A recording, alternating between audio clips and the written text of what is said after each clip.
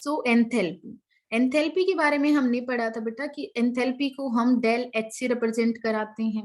अब एंथैल्पी कई तरह की हो सकती है, यानी कि जो हम हीट कंटेंट की बात करते हैं वो कई फॉर्म में हो सकता है, जैसे कि enthalpy of combustion, enthalpy of solution, enthalpy of dilution, enthalpy of formation, enthalpy of reaction. यानी कि जब अब जो हम टॉपिक करने जा रहे हैं वो है थर्मोकेमिस्ट्री, यानी कि जब हम एंथैल्पी को कैलकुलेट करना सीखेंगे, यानी जो ओवरऑल एंथैल्पी है वो रिएक्शन के टाइम पे हम कैसे निकाल सकते हैं उसके बारे में हम सीखेंगे। ठीक है, तो हमने जैसे अभी बताया कि डेल एच यानी कि जो एंथैल्पी है वो रिएक्शन के ऊपर डिपेंड करेगा, यानी कि रिएक्शन के अंदर क्या हो रहा है। हो सकता है कि जैसे मान लीजिए जो हम किसी भी चीज को, जैसे मान लीजिए हमारे पास कोई सोल्यूट है, उसको किसी पर्टिकुलर सॉल्वेंट के अंदर हम डिजोल्व करते हैं, तो आपने कभी नोटिस किया होगा कि वो सॉल्यूशन के अंदर हीटिंग, कई सारे सॉल्यूशंस ऐसे हो जाते हैं कि जब हम उसको जैसे ही सॉल्यूट को सॉल्वेंट के अंदर ऐड करते हैं तो सॉल्यूशन है वो वार्म हो जाता है, वो उसका जो टेम्परेचर है वो राइज हो जाता है, या फिर ऐसा भी होता है कि सॉल्यूशन ठंडा हो जाता है। तो वहां पे क्या हो रहा होता है, वहां पे एंथैल्पी, वहां का जो हीट कंटेंट है वो चेंज हो रहा होता है। तो डिपेंड करता है हम करवा क्या रहे हैं, यानी कि यहाँ पे हम सॉल्यूशन बना रहे हैं या फिर हम कोई, हमारे पास पर्टिकुलर सॉल्यूशन है, हम उसका डाइल्यूस के अंदर और ज्यादा पानी ऐड कर देते हैं, तो उस टाइम पे हम क्या कर रहे होते हैं, डाइल्यूशन कर रहे होते हैं। किन्हीं दो चीजों को, मान लीजिए हम कार्बन को बर्न कर रहे हैं, यहाँ पे कार्बन को मैंने बर्न किया तो हमारे पास क्या मिलेगा, कार्बन डाइऑक्साइड मिलेगा। तो यहाँ पे हम कौन सी एंथैल्पी को चेक करेंगे, enthalpy of the formation, enthalpy of reaction, enthalpy of combustion. ठीक है, यहाँ पे क्या हो रहा है, कंबशन हो रहा है। तो एंथैल्पी है, जो हम एंथैल्पी जो टर्म यूज करते हैं बेटा, उसकी कई सारी डिफरेंट डिफरेंट टाइप्स होते हैं। ये सारे के सारे टाइप्स कब और कैसे हम, कौन सी स्टेप में हम कैसे बोलते हैं, उन सब के बारे में हम बात करेंगे। अब हम बात करते हैं जो एंथैल्पी होता है, जैसे डेल एच जो वैल्यू होती है, हमारी जो भी रिएक्शंस होते हैं, देखो दो चीजें हैं, हम जो भी रिएक्शंस करते हैं, जो भी रिएक्शंस होती हैं वो दो टाइप की होती हैं। एक तो हो सकता है वो एक्जोथर्मिक रिएक्शन, एक्जोथर्मिक रिएक्शन, और एक होता है एंडोथर्मिक रिएक्शन। अब ध्यान से देखना है सभी बच्चों को, यही वाला कंसेप्ट बार बार यूज होना है। एक्जोथर्मिक रिएक्शन सिर्फ आपको ये पता होना चाहिए, मान लीजिए मैं यहाँ पे डेल एच लिख दिया और मैंने इसकी वैल्यू लिख दी कुछ, मान लीजिए मैंने यहाँ पे ये सिर्फ अजम्पशन के तौर पे लिखा है मैंने, कि मान लीजिए मैं यहाँ पे -200 kJ/mol लिख दिया मैंने। ठीक है, और मैं आपसे पूछ लेती हूँ कि बताइए भाई ये रिएक्शन एक्सोथर्मिक है या फिर एंडोथर्मिक है, तो कैसे आइडेंटिफाई करोगे। तो दो चीजें समझनी है बेटा बेटा जो रिएक्शंस एक्सोथर्मिक, एक्सो मतलब जैसे आप याद करते हो, एक्सो वर्ड को कैसे याद करोगे, कभी देखा होगा गेट के ऊपर एग्जिट लिखा होता है, यानी कि जो बाहर निकलने वाला रास्ता है। जैसे मूवी वगैरह देखने गए होगे या फिर कहीं पे भी स्कूल वगैरह में भी, कहीं पे भी जहाँ पे जो निकलने वाला रास्ता होता है वहां पे एग्जिट पॉइंट लिखा होता है, यानी कि आप यहाँ से बाहर जाओगे। ठीक है, तो ऐसे एक्सोथर्मिक, एक्सोथर्मिक, थर्मिक मतलब हीट, जहां से हीट निकलती है। अगर मान लो दो चीजों को आपने रिएक्ट करवाया और वहां से अगर हीट बाहर निकल रही है, एनर्जी बाहर निकल रही है, तो उस तरह के रिएक्शंस को क्या बोलते हैं हम, एक्सोथर्मिक रिएक्शन। आप एक बात बताइए, अगर एग्जिट होगी है यानी कि हीट बाहर निकली है, तो ऑब्वियस सी बात है डेल एच की वैल्यू यहाँ पे कैसी आएगी, नेगेटिव आएगी। ठीक है, दूसरा बात एंडोथर्मिक, यानी कि एंडो वर्ड को कैसे याद करो, एंट्री। ठीक है, एंट्री पॉइंट होता है, वहां पे क्या होता है, जहां पे एंट्री लिखा होता है आप वहां से एंटर करोगे। मान लो किसी भी जगह पे आप जाते हो, तो अगर जहां पे एंट्री लिखा होता है वहां पे से आप एंटर करते हो, और जहां पे एग्जिट लिखा होता है वहां से आपको बाहर निकलना होता है। इसी तरीके से आपको याद करना है बेटा, एंडोथर्मिक रिएक्शन। एंडोथर्मिक रिएक्शन कौन सी होगी, ऐसी रिएक्शन जिसमें हीट एंटर करें, यानी कि जिसके अंदर हीट देनी पड़ी, उनको हम एंडोथर्मिक रिएक्शंस बोलते हैं। ठीक है, और अगर आप दे रहे हो तो ऑब्वियस सी बात है वो हीट एड ऑन हो रही है, तो वहां पे क्या हो जाएगा, पॉजिटिव। ठीक है, तो इस तरीके से याद करना है। तो दो चीजें आपको समझ आ गई होंगी, एक होता है एक्सोथर्मिक, एक होता है एंडोथर्मिक। सिंपल याद करना है, एक्सोथर्मिक जिसमें हीट निकलती है, एंडोथर्मिक जहाँ पे हीट देनी पड़ती है, एंटर करती है, यानी कि जिस काम को कराने के लिए हमें हीट देनी पड़ेगी, बाहर से हीट देनी पड़ती है उस रिएक्शन को कराने के लिए, तो वो रिएक्शन कौन सी होती हैं? एंडोथर्मिक रिएक्शंस होती हैं। ठीक है, तो डेल एच इसके अंदर क्या होता है? नेगेटिव, इसके अंदर क्या होता है? डेल एच पॉजिटिव, हम दे रहे हैं तो इसलिए पॉजिटिव। या फिर आप ऐसे लगा सकते हो, इसको ऐसे रिलेट नहीं कर पा रहे हो साइन को, तो ऐसे कर लेना, एक्सोथर्मिक रिएक्शंस के अंदर अरे कोई भी अब मतलब रिएक्शन इतना तो समझ आ गया कि बाहर निकल रही है हीट, तो आप ऐसे मान के चलिए कि अगर मैं घर से बाहर जाता हूं तो मेरे लिए नेगेटिव है, और मैं घर के अंदर रहता हूं तो मुझे क्या कंसीडर करके चलते हैं? पॉजिटिव करते हैं। ठीक है, मैं जस्ट रिलेट कराने के लिए बोल रही हूँ ये चीजें। आप कैसे रिलेट करोगे अपने आप से इस चीज को, कि जब भी आप घर से बाहर जाते हो, तो मान लीजिए अभी आपकी क्लास चल रही है और आप क्लास छोड़ के अगर घर से बाहर जा रहे हो, तो आपकी जो घर वाले हैं वो क्या देखेंगे? वो आपके लिए क्या सोचेंगे? नेगेटिव। ठीक है, तो घर से जाना यानी कि निकलना नेगेटिव होता है, और घर के अंदर आना, इसी तरीके से हीट अंदर आना, हीट को देना, वो कैसा होता है? पॉजिटिव। इस तरीके से आप दोनों चीजों को रिलेट करके याद करेंगे। ठीक है, तो अब आपको इतना पता चल गया कि ये नेगेटिव है। नेगेटिव है तो मैंने अभी बताया बेटा, नेगेटिव कब होता है, कब सोचते हैं नेगेटिव? जब घर से बाहर निकलते हैं, है ना? तो इस तरह के रिएक्शंस को, ये वाली रिएक्शन कैसी रिएक्शन होगी बेटा? ये पक्का कैसी रिएक्शन है? एक्सोथर्मिक रिएक्शन है। तो मेरे हिसाब से आपको ये वाली बात समझ आ गई होगी कि एक्सोथर्मिक रिएक्शंस कौन सी होती हैं और एंडोथर्मिक रिएक्शंस कौन सी होती हैं। ठीक है, तो अब एक्सोथर्मिक रिएक्शंस, जैसे मान लीजिए हम एक कॉमन एग्जांपल आपने 10th में पढ़ा था, उसी के बेसिस पे बताते हैं। जैसे आपने पढ़ा भी था कि जैसे मान लीजिए हमारे पास कोई एसिड है, उसके अंदर मैंने जिंक को डिजोल्व कर दिया, यानी कि जिंक का कोई मेटल डाल दी एकदम से। तो ये तो फर्स्ट एक्टिविटी होती है 10th क्लास के फर्स्ट चैप्टर में, है ना, जहाँ पे आप क्या करते हो, जैसे ही जिंक का एक टुकड़ा आप किसके अंदर डालते हो? एक एसिड के अंदर डालते हो, तो जो ये सॉल्यूशन है वो क्या हो जाता है बेटा? हीटेड हो जाता है, यानी कि जो टेम्परेचर है, जो अब जब आप इस सॉल्यूशन को थोड़ा सा भी हाथ लगा के देखते हो, तो क्या देखोगे? जब आप इसको टच करके देखोगे तो ये गर्म हो जाता है। ऐसा क्यों? क्योंकि ये कैसी रिएक्शन होती है? एक्सोथर्मिक, मतलब जो रिएक्शन हुई इनके बीच, उनसे हीट बाहर निकली है। ठीक है, तो अगर हीट बाहर निकली है तो कैसी रिएक्शन है? वो एक्सोथर्मिक रिएक्शन है। तो जब हीट बाहर निकलती है तो वहां पे टेम्परेचर बढ़ जाता है। ठीक है, टेम्परेचर क्या हो जाता है? राइज अप हो जाएगा, यानी कि ये सॉल्यूशन गर्म हो जाएगा।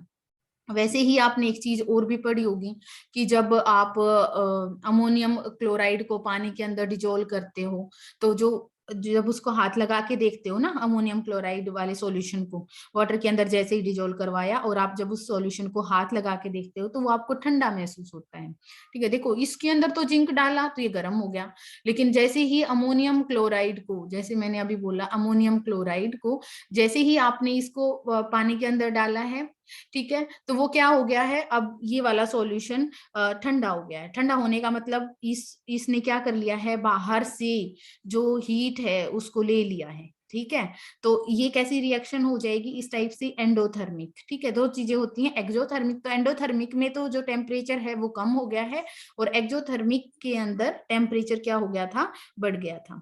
तो दो चीजें हमें समझनी है, एक्सोथर्मिक एंडोथर्मिक किस तरीके से होता है। ठीक है, तो ये हो गया हमारा डेल एच। तो डेल एच के बारे में इतनी बात समझ आने के बाद आपको एक चीज समझनी है बेटा, कि जब हम एंथैल्पी चेंज को कैलकुलेट करते हैं, यानी कि नेगेटिव और पॉजिटिव, वो कैसे होता है उस चीज को समझना है। अगर देखो, जो हीट ऑफ रिएक्टेंट, यानी कि रिएक्टेंट और प्रोडक्ट, दो चीजें होती हैं। जैसे मान लीजिए हीट कंटेंट जो भी थी, जो हमारे पास रिएक्टेंट थी, जैसे मान लीजिए कार्बन को मैंने किसके साथ रिएक्ट करवाया? ऑक्सीजन के साथ रिएक्ट करवाया, तो हमारा क्या मिला हमें? Carbon dioxide. ठीक है, तो जो इनकी जो एंथैल्पी है उनका जो सम, ठीक है, मान लीजिए यहाँ तो एक ही है तो कोई दिक्कत नहीं है। इस जो प्रोडक्ट की एंथैल्पी है उसमें से, यानी कि enthalpy of product, heat change कैसे मान के चलते हो बेटा? एंथैल्पी चेंज क्या होता है? जो इनकी जो एंथैल्पी है उनमें से हमने किसको माइनस करना है? Enthalpy of the reactant. ठीक है, अगर फॉर्मेशन के बाद जैसे जो प्रोडक्ट है उनकी एनर्जी कम है और इनकी एनर्जी ज्यादा थी, ठीक है, जो ये इन जो प्रोडक्ट्स, जो रिएक्टेंट्स हैं, उनकी एनर्जी ज्यादा थी और ये कम है, तो ऑब्वियस सी बात है, अगर ये वाला फैक्टर ज्यादा बड़ा हो जाएगा, जैसे मान लीजिए हम इसका अजम्पशन के तौर पे बता रही हूँ, मान लीजिए ये 100 था और ये जो बाद में बना है उसकी एंथैल्पी 50 बनी है, तो क्या है, पहले 100 थी और बाद वाले की एंथैल्पी कितनी है, 50 है। तो क्या करते हो आप, प्रोडक्ट में से रिएक्टेंट की जो एंथैल्पी है उसको माइनस करते हो, तो कितनी आ गई हमारे पास, -50। पॉइंट क्या है, एंथैल्पी चेंज कैसे निकालते हो, यानी कैसे आप फाइंड आउट करते हो, सिंपल लॉजिक है बेटा। प्रोडक्ट्स की जो एंथैल्पीज है यही वाली थर्मोकेमिस्ट्री में हमें पढ़ना है, यानी कि आपको क्या कर देगा, कार्बन डाइऑक्साइड की एंथैल्पी दे देगा, ऑक्सीजन की एंथैल्पी दे देगा, कार्बन की एंथैल्पी दे देगा, और आपसे पूछेगा कि बताइए कि जो ये रिएक्शन की एंथैल्पी कितनी है। ठीक है, थर्मोकेमिस्ट्री के अंदर इस तरह के क्वेश्चंस आएंगे जब हम आगे करेंगे।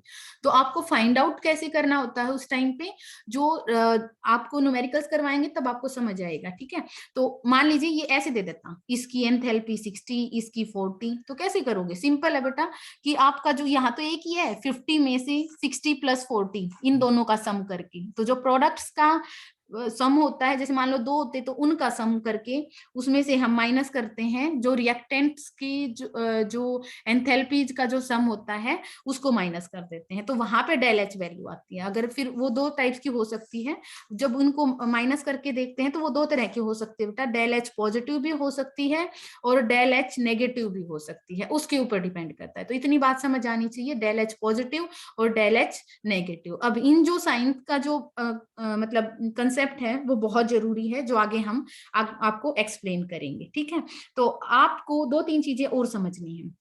जैसे अब हमने बताया कि इस तरीके से हम एंथैल्पी चेंज को, किसी भी सिस्टम की जो एंथैल्पी चेंज है उसको हम इस तरीके से निकाल सकते हैं। ठीक है, और इनकी जो इस तरह के जो क्वेश्चंस बनते हैं तो इस यहाँ पे बोलते हैं कि थर्मोकेमिस्ट्री का क्वेश्चन है। ठीक है, जहाँ पे इस तरीके से कैलकुलेशंस लगा के आपको कैलकुलेट करना होता है, उनको हम थर्मोकेमिस्ट्री के क्वेश्चंस बोलते हैं। ठीक है, तो अब एक बात को और ध्यान रखना है, जब हम इस तरह के रिएक्शंस करेंगे, तो जैसे मान लीजिए अब कुछ रूल्स हैं, उन रूल्स को जब मैं आपको क्लास के अंदर बता रही हूँ तो उन रूल्स को आपको बिल्कुल ध्यान से देखना है, तभी आप न्यूमेरिकल्स कर पाओगे। जैसे फर्स्ट, जैसे मान लीजिए मैं क्या एक एग्जांपल लिख लेती हूँ, जैसे मान लीजिए H2 + O2, ठीक है, और क्या बनाया मैंने, H2, यानी अगर हाइड्रोजन और ऑक्सीजन कंबाइन करते हैं तो हमारे पास क्या बनता है, वाटर की फॉर्मेशन होती है, बिल्कुल सिंपल सी बात है। तो ये बैलेंस कर लेते हैं, सबसे पहले तो हम बैलेंसिंग कर लेते हैं। तो ये जो डेल एच होता है इस रिएक्शन के लिए, जो डेल एच होता है, ठीक है, वो कितना आता है, उसके लिए एंथैल्पी चेंज आता है -285.8, ठीक है, किलोजूल पर मोल। जैसे मैंने ये एग्जैक्ट वैल्यू लिख दी है कि जब ये रिएक्शन हो रही है तो जो एंथैल्पी चेंज आ रहा है वो कितना है, इस रिएक्शन के लिए जो एंथैल्पी चेंज है वो इतना है। मान लीजिए एग्जामिनर आपको ये दे देता है और नेक्स्ट क्वेश्चन में पूछता है कि बताइए, एक रिएक्शन और लिख देती हूँ मैं, वो आपसे पूछता है कि 2H2 + O2 2H2, इस रिएक्शन के लिए एंथैल्पी चेंज कितना होगा, इसके लिए डेल एच कितना होगा, ये फाइंड आउट करना है आपको। ठीक है, पॉइंट क्या है, अब एंथैल्पी क्या है, डिपेंड कर रही है स्टोकियोमेट्री के ऊपर। स्टोकियोमेट्री मतलब यहाँ पे जो भी जो आप वैल्यूज लिखते हो उसके ऊपर डिपेंड कर रही है। जैसे मान लीजिए यहाँ पे एंथैल्पी चेंज कुछ था, लेकिन अगर आपने इसको इस रिएक्शन को डबल कर दिया है, ठीक है, ध्यान से देखना बेटा, एंथैल्पी चेंज किसका फंक्शन है, यहाँ पे हम देख रहे हैं एंथैल्पी चेंज किसके ऊपर डिपेंड कर रही है, यहाँ पे जितने मोल्स लेते हो, देखो 2 चीजें होती हैं, एक होता है मोल्स, एक होता है मोलिक्यूल्स। ठीक है, मोल्स और मोलिक्यूल्स अलग अलग चीजें हैं बेटा, मतलब मोल्स ये ऐसा नहीं है, मोलिक्यूल्स तो सिर्फ एक, जैसे मान लीजिए हम इसको, एक हाइड्रोजन का एक मोलिक्यूल नहीं है, ये हाइड्रोजन का एक मोल है। एक मोल का मतलब वही 6.022 इंटू 10⁻23 मोलिक्यूल्स। ठीक है, समझ गए ना, यानी कि जो ये जो कोफिशिएंट होते हैं बेटा वो मोल्स की फॉर्म में होते हैं, मोलिक्यूल्स की फॉर्म में नहीं होते हैं, पहली बात तो ये आपको समझ आनी चाहिए। अब मैंने क्या किया है, यहाँ पे 1 मोल था, यहाँ पे 2 मोल है, यहाँ पे हाफ था, यहाँ पे पूरा 1 मोल है, तो इसका मतलब इस वाली को क्या कर दिया गया है, डबल कर दिया गया है। क्या किया गया है, डबल कर दिया गया है। कैसे, इसका मतलब यहाँ पे ये वाला इसको 2 से मल्टीप्लाई कर दिया है, पूरी रिएक्शन को 2 से मल्टीप्लाई कर दिया गया है, ठीक है। तो अगर आप रिएक्शन में इस तरीके से डबल कर देता है तो जो एंथैल्पी चेंज है वो भी क्या हो जाएगा बेटा, डबल हो जाएगा। पहली बात तो ये समझना है, ठीक है। तो यानी अगर आपसे पूछता है तो आप क्या करोगे, इसको फाइंड आउट करोगे 2 इंटू माइनस 285.8, इसको 2 से मल्टीप्लाई कर दो। अगर वो 2 से डिवाइड कर देता तो वो डिवाइड हो जाता। इसका मतलब एंथैल्पी इन जो रेशियोज हैं इनके ऊपर डिपेंड करती है, यानी कि जो स्टोकियोमेट्री है यहाँ पे उसके ऊपर डिपेंड करती है, ठीक है। अब एक और चीज ध्यान रखनी है, जब हम एंथैल्पीज के बारे में न्यूमेरिकल करना आपको सिखाएंगे, तो जब अगर मैंने कुछ भी मेंशन नहीं कर रखा, यानी कि जो न्यूमेरिकल है उसके अंदर अगर कुछ भी मेंशन नहीं कर रखा, तो इसका मतलब वो किसके बारे में बात कर रहा होता है, स्टैंडर्ड कंडीशंस के बारे में। अब ये जो स्टैंडर्ड कंडीशंस है ना, ये बहुत इंपॉर्टेंट है बेटा। मतलब ये ध्यान रखना है कि स्टैंडर्ड कंडीशन क्या, यानी कि टेम्परेचर वही 25 डिग्री सेल्सियस, या फिर उसी को हम क्या बोलते हैं 298 केल्विन। और जब हम प्रेशर की बात करते हैं तो वो कितना लेके चलता है, 1 बार लेके चलता है। एक्चुअली पहले 1 एटमॉस्फेयर लेके चलता था, लेकिन बाद में स्टैंडर्ड के तौर पे हम प्रेशर को 1 बार लेके चलने लगे थे, ठीक है। तो इस चीज का ध्यान रखना है। कई जगह पे अगर प्रेशर को मतलब 1 एटमॉस्फेरिक प्रेशर को स्टैंडर्ड के तौर पे दे रखा है तो वो कोई बड़ी गड़बड़ नहीं है, ठीक है। पहले हम स्टैंडर्ड का क्या मतलब होता है बेटा, ध्यान से सुनना है। स्टैंडर्ड का क्या मतलब होता है, स्टैंडर्ड का मतलब होता है जिसको हम रेफरेंस के तौर पे लेके चलेंगे, है ना। यानी कि जिसको हमने चूज कर लिया कि हम सारे काम इसी के ऊपर करेंगे तो वो स्टैंडर्ड हो जाता है। ध्यान रखना, कोई आपसे पूछे कि स्टैंडर्ड कंडीशंस, तो वो हमारे ऊपर एप्लीकेबल है। स्टैंडर्ड का मतलब जैसे हमने इंग्लिश को चूज कर लिया है एक लैंग्वेज के तौर पे, ठीक है, स्टैंडर्ड लैंग्वेज, क्योंकि ताकि हम यूनिफॉर्मिटी आए हर जगह, कम से कम हम कम्युनिकेशन आसान हो जाए, तो स्टैंडर्ड बनाना हो सकता है हम हिंदी को बना देते, ठीक है। तो स्टैंडर्ड ऐसे ही यहाँ पे होता है। एक्चुअली जब हम कंपेयर करवाएं, मान लीजिए यहाँ पे तो एंथैल्पी को हमने स्टैंडर्ड कंडीशंस ले लिया, दूसरी रिएक्शन हमने करवाई किसी और टेम्परेचर और प्रेशर पे, और हम कंपैरिजन करवाने लग गए, तो वो थोड़ी ना होता है। स्टैंडर्ड का मतलब होता है बेटा जब हम डिसाइड कर देते हैं कि इतने में से। तो सब बच्चों को पहली बात तो ये समझ आना चाहिए कि जो ये वर्ड हम कई जगह पे पढ़ते हैं स्टैंडर्ड, स्टैंडर्ड कुछ नहीं होता है, स्टैंडर्ड हमने बनाया है, ठीक है। तो वो चीजें हो जाएंगी। तो अगर आप इसको डबल कर देते हो, ट्रिपल कर देते, 4 गुना कर देते, तो वो क्या हो जाता है, एंथैल्पी उतनी ही हो जाती, यानी एंथैल्पी स्टोकियोमेट्री के ऊपर डिपेंड कर रही है। रूल नंबर 1, ठीक है। अब नेक्स्ट पॉइंट पे आते हैं। इसी तरीके से एक और मेन पॉइंट आता है, तो एंथैल्पीज के जब आप नोट्स बनाओगे तो इस चीज को जरूर लिख लेना, क्योंकि जब क्वेश्चंस करोगे तो वहां पे जरूरत पड़ेगी इसकी, ठीक है। नेक्स्ट आता है, अगर आप क्या करते हो यहाँ पे अगर हम लेके चलें कि जो भी ये हम हमारे जो रिएक्टेंट्स हैं, ठीक है, उनकी जो स्टेट होती है उसको जरूर मेंशन करना होता है, क्योंकि रिएक्टेंट की जो स्टेट होती है उसके ऊपर भी रिएक्शन क्या करती है, डिपेंड करती है, ठीक है। जैसे मान लीजिए अगर हम बात करें H2 गैसियस फॉर्म में है हमारे पास, जो ये O2 है वो भी क्या है हमारे पास, गैसियस फॉर्म में है। और यहाँ पे जो हम बना रहे हैं वाटर, अगर वो हम गैसियस फॉर्म में बना रहे हैं, तो एंथैल्पी, जो भी एंथैल्पी चेंज हुआ होगा, यानी कि यहाँ की जो एंथैल्पी है उसको इसमें से माइनस करके देखा होगा, तो यहाँ पे जो एंथैल्पी चेंज आएगा वो अलग आएगा, मान लीजिए x आएगा। और अगर मैंने, मेरी स्टेट अलग है, जैसे मान लीजिए H2 गैसियस लिया है मैंने, ये वाला भी गैसियस लिया है मैंने, और जो प्रोडक्ट बनाया है वो मैंने लिक्विड्स बना दिया, यानी कि वाटर लिक्विड फॉर्म में बनाया है मैंने, तो एंथैल्पी y आएगी। पॉइंट क्या है, एंथैल्पी हर स्टेट के लिए अलग अलग होगी। एंथैल्पी किसके ऊपर डिपेंड कर रही है बेटा, स्टेट के ऊपर डिपेंड कर रही है कि कौन सी स्टेट के अंदर हमारा प्रोडक्ट आ रहा है, ठीक है। तो ऐसा नहीं है कि जो गैसीय स्टेट में आ रहा है, जो लिक्विड स्टेट में आ रहा है वो सेम आएगी, वो अलग अलग आएगी। जैसे मान लीजिए हम यहाँ पे जो x मैंने लिखा है उसकी वैल्यू आती है कुछ और, अगर मान लीजिए मान लीजिए 100 आती है या जो भी है, -100 आती है, इसके लिए मान लीजिए -200 आती है। इस तरीके से पॉइंट क्या है, एक्स और वाई का मतलब समझाना चाहती हूँ। एग्जैक्ट वैल्यू आप देख सकते हो। एग्जैक्ट वैल्यू का ये सोचो कि हमें याद करने की जरूरत है, याद करने की जरूरत नहीं होती है बेटा। आपको जो एग्जामिनर है वो क्वेश्चन के अंदर देगा, जो भी आपको क्वेश्चन देगा उसके अंदर आपको वैल्यूज देगा वो आपको, ठीक है। तो पॉइंट्स, इतनी बात समझ जानी है। हो सकता है न्यूमेरिकल इस बेस पे दे आपको कि वो स्टेट के बेसिस पे, ठीक है। तो एक ये वाली चीज की, यानी कि जो एंथैल्पी है वो स्टेट के ऊपर डिपेंड करती है, कौन सी स्टेट हमने ली। दूसरी बात, अगर मान लीजिए एक रिएक्शन दे दिया, जैसे मान लीजिए मैं इसी रिएक्शन की बात करी थी, ये वाली, ठीक है। हम इसी रिएक्शन को दोबारा से बेस लेते हैं। जैसे H2 प्लस हाफ O2 और H2, इसके बारे में हमने बात किया।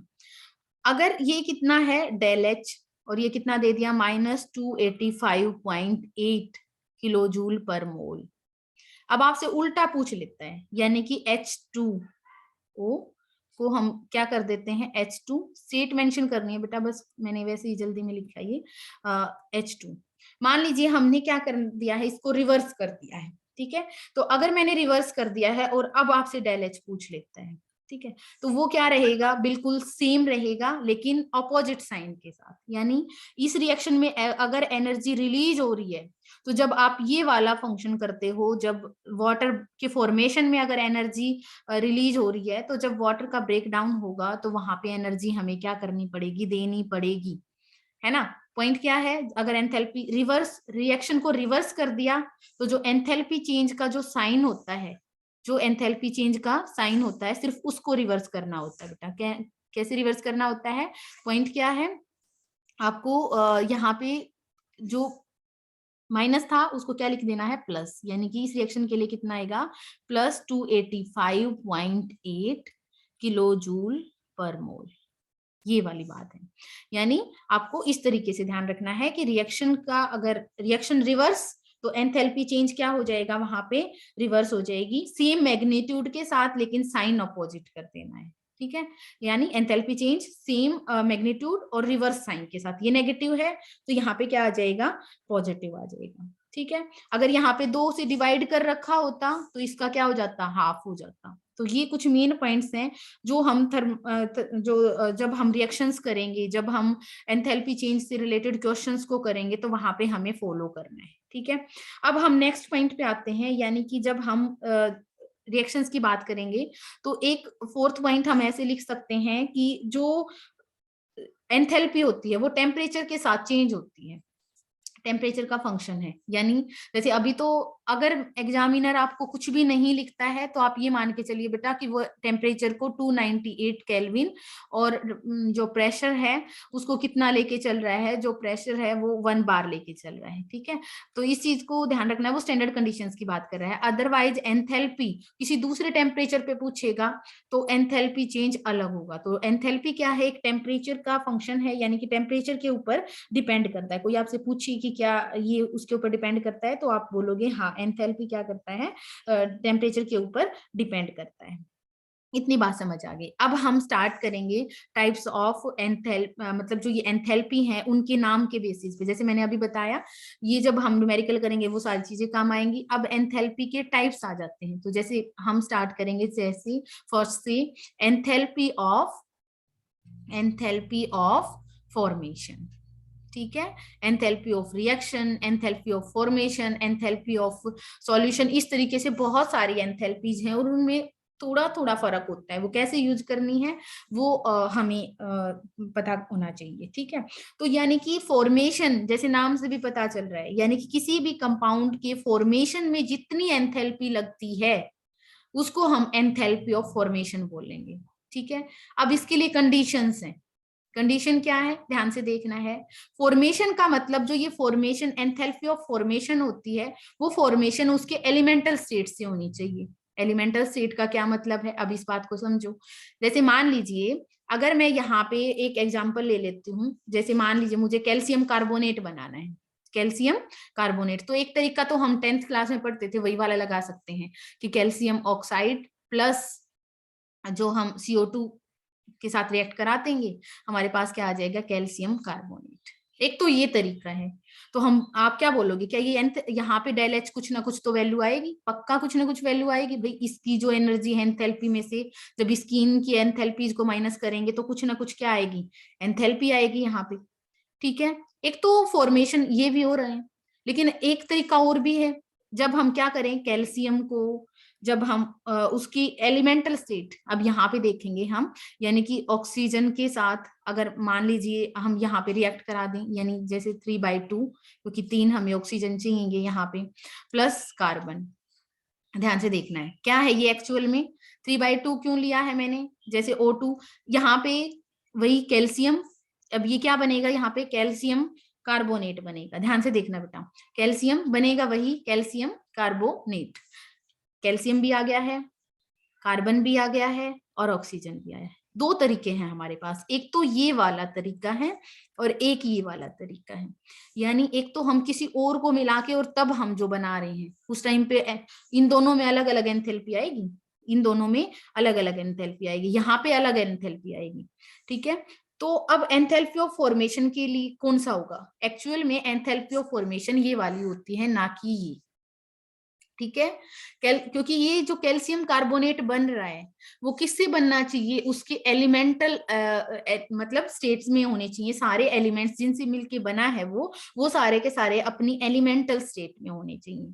जैसे एलिमेंटल स्टेट का मतलब होता है जिस स्टेट में वो सबसे ज्यादा स्टेबल होते हैं। जैसे कैल्शियम हमारी जो किस फॉर्म में मतलब एग्जिस्ट करता है, जैसे कैल्शियम की फॉर्म में, ऑक्सीजन O2 की फॉर्म में एग्जिस्ट करता है, कार्बन हमारा नेचुरल कार्बन की फॉर्म में एग्जिस्ट करता है। पॉइंट क्या है, तरीके तो दो थे, एक तो हम कैल्शियम कार्बोनेट को इस तरीके से बना सकते थे, एक हम क्या बना सकते थे, इस तरीके से बना सकते थे। ठीक है, तो ये जो ये बनेगा ये एंथैल्पी ऑफ फॉर्मेशन नहीं है। यहाँ पे एंथैल्पी चेंज मान लीजिए एक्स आया और इसके साथ क्या आया, वाई। और अगर आपसे पूछता है कि एंथैल्पी ऑफ फॉर्मेशन, तो ये है एंथैल्पी ऑफ फॉर्मेशन बेटा, जो आपका जो बना है वो एलिमेंटल जो उसके स्टेट से बनता है, तो उसको हम क्या बोलते हैं, एंथैल्पी ऑफ फॉर्मेशन। तो इतनी बात मेरे हिसाब से आपको समझ आई होगी। ऐसे तो कैल्शियम कार्बोनेट को हम कोई और भी अदर सोर्स से बना सकते हैं, लेकिन हमें enthalpy of formation calcium carbonate की कौन सी लेके चलनी है, जो उसकी ये वाली जो एलिमेंटल स्टेट्स में जो बनता है, तो ये वाली एंथैल्पी ऑफ फॉर्मेशन होगी कैल्शियम कार्बोनेट की। उसी तरीके से H2O के लिए भी लगा सकते हो, H2O को किसी भी तरीके से निकाल सकते हो, लेकिन जो उसके H2 प्लस हाफ O2 इस तरीके से जो उसकी एलिमेंटल स्टेट से बनता है, उसको हम क्या बोलेंगे, वहां पे जो एंथैल्पी चेंज होता है उसको एंथैल्पी ऑफ फॉर्मेशन बोलेंगे। ठीक है, अब यहाँ पे एक वर्ड यूज कर दिया जाए, अब यहाँ पे अगर वो ये लगा देता है standard standard standard enthalpy of formation, तो क्या होगा, देखो स्टैंडर्ड वर्ड एक तो होता है एंथैल्पी ऑफ फॉर्मेशन, मतलब जब हम कितनी भी अमाउंट, स्टैंडर्ड का मतलब होता है जहां पे फिक्स कर दी जाती हैं चीजें बेटा। स्टैंडर्ड का मतलब है जहां पे 1 मोल बनाया जाए, यानी कि अब देखो यहाँ पे 4 मोल भी बन सकते हैं, 6 मोल भी बन सकते हैं। मान लीजिए यहाँ पे 6 मोल बन गया, यहाँ पे क्या बन जाते हैं 6 मोल, तो वो स्टैंडर्ड एंथैल्पी ऑफ फॉर्मेशन थोड़ी ना होता। समझ रहे हो पॉइंट क्या है, एंथैल्पी ऑफ फॉर्मेशन कब माना जाएगा, जब यहाँ पे स्टैंडर्ड कब माना जाएगा, जब यहाँ पे 1 बने। ठीक है, अगर स्टैंडर्ड वर्ड लगा दिया जाए तो क्या होगा, ध्यान से सुनना है, स्टैंडर्ड के जब भी लगाया जाता है तो वहां पे क्या लगाते हैं हम, उस डेल एच के लिए हम इस तरीके से सुपरस्क्रिप्ट यानी कि नोट की फॉर्म में लगाते हैं। एक तो होता डेल एच, ठीक है, तो वो तो कितने भी बन सकते हैं बेटा। ठीक है, 2 मॉलिक्यूल 3 मॉलिक्यूल वो तो कितने भी हो सकते हैं, और डेल एच नोट लगा दिया, इसका मतलब जो बन रहा है वो 1 मोल। ठीक है, और स्टैंडर्ड कंडीशंस के ऊपर, तो स्टैंडर्ड एंथैल्पी ऑफ फॉर्मेशन का क्या मतलब होता है, जब भी कोई किसी भी कंपाउंड का 1 मोल बनाया जाता है स्टैंडर्ड कंडीशंस के ऊपर, किससे, उसकी एलिमेंटल स्टेट से, तो उस एंथैल्पी चेंज को, उस जो जितनी एंथैल्पी लगती है, जितनी एनर्जी लगती है, उसको हम क्या बोलते हैं, स्टैंडर्ड एंथैल्पी ऑफ फॉर्मेशन। अब ये जो एंथैल्पी है ये फॉर्मेशन के लिए है। अब यहाँ पे इसीलिए क्या लिख देते हैं, डेल एफ लगा देते हैं H नोट। तो जो ये F लगाया है हमने, ये सुपर स्क्रिप्ट लगाते हैं, ये सब स्क्रिप्ट होता है। तो सुपर स्क्रिप्ट तो स्टैंडर्ड कंडीशन को बता रहा है, ये क्या बता रहा है यहाँ पे कि जो हो रहा है, जो एंथैल्पी चेंज है वो किसकी है, फॉर्मेशन की है। ठीक है। क्या ये डेल एच एफ है? नहीं, ये वाला नहीं है, ठीक है, क्योंकि ये फॉर्मेशन थोड़ी ना हो रहा है, ये तो सिंपल रिएक्शन हो रही है, आर है ये, देन एंथैल्पी ऑफ रिएक्शन हो जाएगी यहाँ पे। ठीक है, फॉर्मेशन कब मानी जाएगी? जब वो एक पर्टिकुलर जो बनाया गया है वो उसकी एलिमेंटल स्टेट्स में बनाया जाए। तो दो तीन चीजें आपको पता होनी चाहिए, स्टैंडर्ड एंथैल्पी ऑफ फॉर्मेशन। तो मैंने आपको ये चीजें बताई, स्टैंडर्ड एंथैल्पी ऑफ फॉर्मेशन क्या होता है। अगर मान लीजिए कुछ और बनता है, जैसे मान लीजिए हम किसी भी चीज को कुछ और कितने भी बनते हैं, तो वो एंथैल्पी किसी से भी बनते हैं, तो ये एंथैल्पी ऑफ रिएक्शन, दो चीजें। अब सेकंड पॉइंट आएगा स्टैंडर्ड एंथैल्पी ऑफ रिएक्शन, वो अलग चीज हो जाएगा। अच्छा, टाइम तो 1 मिनट बच गया। बेटा बाकी का हम नेक्स्ट क्लास में करेंगे, क्योंकि क्लास ओवर होने में सिर्फ 1 मिनट बचता है, अभी हो सकता है बोलते बोलते क्लास खत्म हो जाए। किसी भी बच्चे को कुछ भी पूछना है